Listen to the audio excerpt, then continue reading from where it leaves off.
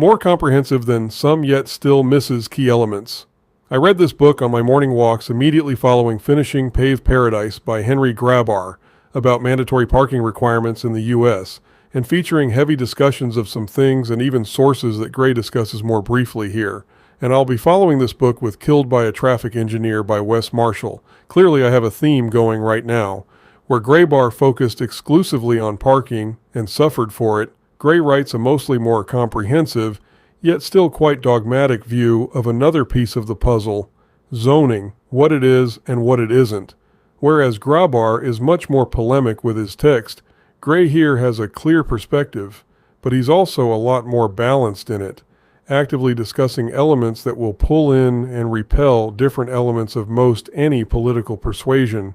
even if his own is quite obviously in the realm of democratic socialism more so than true property rights respecting liberty. Essentially, Gray believes that cities should be planned at some high level, but that market forces should be allowed to play out within that overall structure, effectively the current Chinese Communist Party model, and to be fair, a large cross-section of the current American model. Hell, Gray here actively advocates for eliminating some of the more onerous controls, while still allowing many of them to exist in other forms he deems more appropriate, such as community land trusts, where a nonprofit buys up a set of land, then effectively sharecrops it out, retaining ownership of the land while allowing houses to be bought at an affordable rate on that land, so long as they then keep the price affordable when that house is later sold.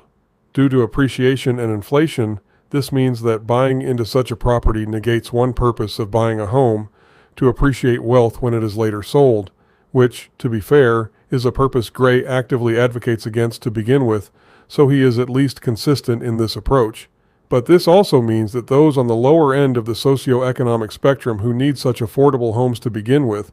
will be trapped in such affordable homes via not being able to sell them at true market rates later, and potentially use that profit to move up the socioeconomic scale.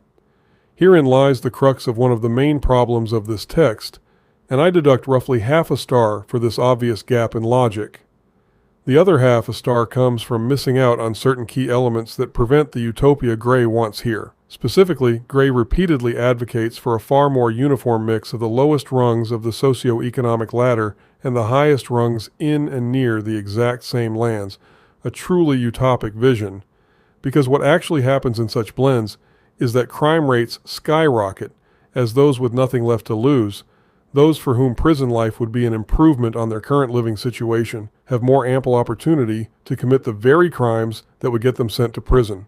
Similarly, in advocating for more density and more mass transit, Gray also ignores the higher prevalence of mass transit-related crimes, everything from the 70% plus of DC Metro riders skipping the fare, according to a recently published study in August 2026, 4 years after the publication of this book, to be fair, to the brazen murder of a light rail rider in Charlotte in August 2025, also 3 years after the publication of this book, among other crimes both lesser and greater associated with mass transit. So far as it goes, this book truly is reasonably well balanced, if from a very specific overall perspective, though Gray does indeed go through pains to stress that this is all a conversation, that he may in fact not have all of the answers, and it is this more reasoned and reflective approach, even while holding strong personal beliefs, that actually serves to enhance the overall nature of the text itself. Once again, because this was an audible read while walking, I don't have access to any bibliography data, so I can't comment on that either direction here. But as it stands, and with my own experience with this text, and given my own background as a two-time former city council candidate and political blogger who has lived and worked in areas both rural, southern Georgia near Albany, and urban, Atlanta-Jacksonville, and actively campaigned on planning and zoning issues, a sign ordinance in Luke Bryan's hometown that ultimately hindered a local barber enough that he was forced to close shop. I really do think that this book is a pretty strong look at the issue of zoning overall, both what it is and isn't, and how it has both shaped America as we currently experienced it, and some ways Gray thinks we may be able to move forward without it, ways that are reasoned enough from his perspective that they truly deserve an equally thought out and reasoned response at a more societal level, and this book at least exposes a lot of the issues that should be considered there. Very much recommended.